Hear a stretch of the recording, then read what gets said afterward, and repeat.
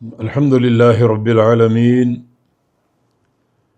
والصلاة والسلام على أشرف الأنبياء والمرسلين نبينا محمد وعلى آله وصحبه ومن اقتدى بهديه واستنى بسنته وسار على نهجه إلى يوم الدين أما بعد. قابل احترام سامعین حضرات، السلام علیکم ورحمۃ اللہ وبرکاتہ. دعاؤں کے سلسلے کی آج جو دعا پیش نظر ہے وہ قرآن کریم کی ایک آیت کریمہ میں موجود ہے. یہ آیت کریمہ سورہ آل عمران کی آیت نمبر 147 ہے. دعا سن لیجئے. ربنا اغفر لنا ذنوبنا واسرافنا فی امرنا وثبت اقدامنا وانصرنا علی القوم الکافرین. اس دعا کا ترجمہ سن لیجئے. ربنا، اے ہمارے رب، اغفر لنا،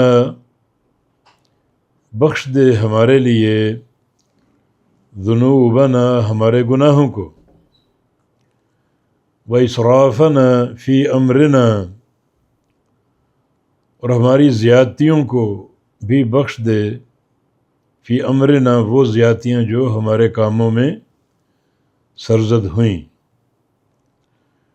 وثبت اقدامنا، اور ہمارے قدموں کو ثبات اور پختگی عطا فرما دے. وانصرنا علی القوم الکافرین، اور ہماری مدد فرما کافر قوم کے خلاف. یہ دعا کا ترجمہ ہے. یہ دعا کرنے والے کون ہیں؟ انبیاء سابقین کے ساتھ مل کر جہاد کرنے والے امت کے افراد. بہت سے انبیاء جنہوں نے اپنی امتوں کے ساتھ اللہ کی راہ میں کفار کے ساتھ جہاد کیا، ان مجاہدین کی دعا ہے یہ. آئیے قرآن سے پڑھتے ہیں وہ لوگ کون تھے. فرمایا کہ وَكَم مِّن نَبِيٍّ قَاتَلَ مَعَهُ رِبِّيُّونَ كَثِيرٌ، کتنے ہی انبیاء جن کے ساتھ مل کر جہاد کیا. بہت سے ربیون نے. ربیون کا ایک معنی جماعت کثیرہ، بڑی بڑی جماعتوں نے اور بڑے بڑے گروہوں نے انبیاء کے ساتھ مل کر جہاد کیا. یا پھر ربیون کی نسبت ہے رب کی طرف، جسے ربانیون. بعض علماء نے ربیون اور ربانیون دونوں کا ایک ہی معنی بیان کیا ہے. رب والے، رب کو ماننے والے، اس کی توحید و ربوبیت کو دل و جان کی گہرائیوں سے قبول کرنے والے، یہ ربیون. اطاعت گزار بندے، یہ سارے اس کے معنی درست ہیں. یہاں ربیون کا ذکر ہے، ان کی دعا کا ذکر ہے. ان بڑے بڑے جتھوں کا جو رب والے تھے، رب کی توحید والے تھے، ربانی تھے، اللہ تعالیٰ کے لیے مخلص تھے، اور اس کے ساتھ قطعاً شرک کرنے والے نہ تھے. تو موحدین کا ذکر ہے اور ان کی دعا کا ذکر ہے. اور فرمایا کہ فما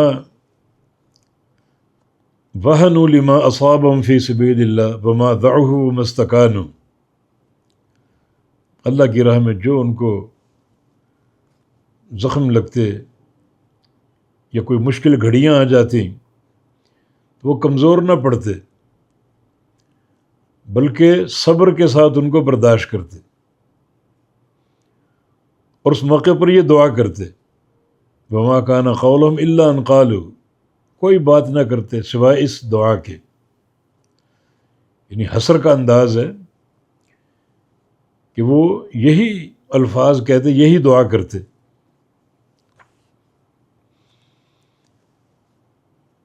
تو آپ نے پس منظر سن لیا اس دعا کا۔ یہ دعا سابقہ امت کے مجاہدین کی ہے، جنہوں نے اپنے نبیوں کے ساتھ جہاد کیا، کفار کے ساتھ۔ یہ موحد خالص تھے، یہ ربیون تھے، یہ ربانی تھے، اللہ کے ساتھ شرک نہ کرنے والے، اسی کو رب ماننے والے، اسی کو مشکل کشا ماننے والے، حاجت روا ماننے والے۔ کوئی ان کا اللہ کے سوا مشکل کشا نہ تھا، کوئی حاجت روا نہ تھا، کوئی غوث نہ تھا، کوئی داتا نہ تھا، کوئی دستگیر نہ تھا۔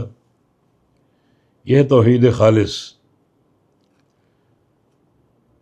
ان کی دعا ہے یہ۔ کیا دعا؟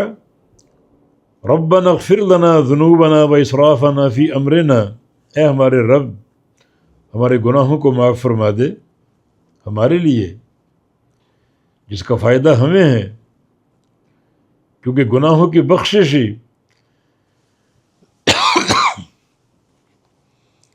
گناہوں کی بخشش ہی جنت کے داخلے کی بنیاد ہے۔ ایک گناہ بھی اگر دامن سے چمٹا رہ جائے تو جنت کا داخلہ نہیں ملے گا۔ لہذا پروردگار ہمارے گناہوں کو معاف فرما دے، وَإِسْرَافَنَا فِي أَمْرِنَا، اور ہمارے سارے کاموں میں جو ہماری زیادتیاں ہیں وہ بھی معاف فرما دے، وَثَبِّتْ أَقْدَامَنَا، اور ہمارے قدموں کو ثبات دے دے، ہمیں ثابت قدمی عطا فرما دے، وَانصُرْنَا عَلَى الْقَوْمِ الْكَافِرِينَ، اور ہمیں کافر قوم پر مدد ہماری فرما۔ اس دعا میں دو باتیں جمع ہیں، ایک ہے گناہوں کی بخشش، گناہوں کی بخشش، جو زیادتیاں، زیادتی کس چیز سے ہوتی ہے؟ زیادتی گناہوں کے ساتھ ہوتی ہے۔ اسراف کا معنی حد کراس کر جانا، حد سے آگے بڑھ جانا، گناہوں کی صورت میں، معصیتوں کی صورت میں۔ الہ العالمین جو ہم نے گناہ کیے، اپنے اوپر زیادتیاں کیں، وہ سب معاف فرما دے۔ تو گناہوں کی بخشش یہ پہلی بنیاد ہے فتح کی، غلبے کی، نصرت کی۔ اور دوسرا اللہ سے مانگنا، اللہ سے دعا کرنا، وثبت اقدامنا، ہمیں ثابت قدمی عطا فرما، وانصرنا علی القوم الکافرین، اور ہمیں کافر قوم پر ہماری مدد فرما۔ اللہ تعالیٰ کو پکارنا اور گناہ بخشوانا، یہ دو اسباب ہیں کامیابی کے، یہ دو اسباب ہیں کامیابی کے۔ اللہ تعالیٰ سے خوب دعا کی جائے اور دعا کر کے میدان جہاد میں جایا جائے، اور گناہوں کو بخشوا کر، گناہوں سے پاک صاف ہو کر، اور وانصرنا علی القوم الکافرین، ہمیں کافر قوم پر مدد دے۔ یعنی یہ جہاد، یہ قتال ہمارے ذاتی مقاصد کے لیے نہیں ہے، اپنے غلبے کو نمایاں کرنا مقصود نہیں ہے، بلکہ مقصود یہ ہے کہ یہ جو کافر ہیں، تیری توحید کے منکر، لا الہ الا اللہ کا انکار کرنے والے، ہمیں ان پر غلبہ چاہیے۔ یہ جہاد کفر کے خلاف ہے، شرک کے خلاف ہے، اس کافر قوم کے خلاف ہے۔ یہ جہاد کی صداقت ہے کہ ہمارا مقصود ان لوگوں کو مٹانا، ان کے گندے عقیدے کو مٹانا، شرک پر اور کفر پر کاری ضرب لگانا، یہ جہاد کا مقصود ہے۔ تو تین باتیں جمع ہو گئیں، ایک اللہ سے دعا کرنا کہ وہی مشکل کشا اور وہی مدد کرنے والا.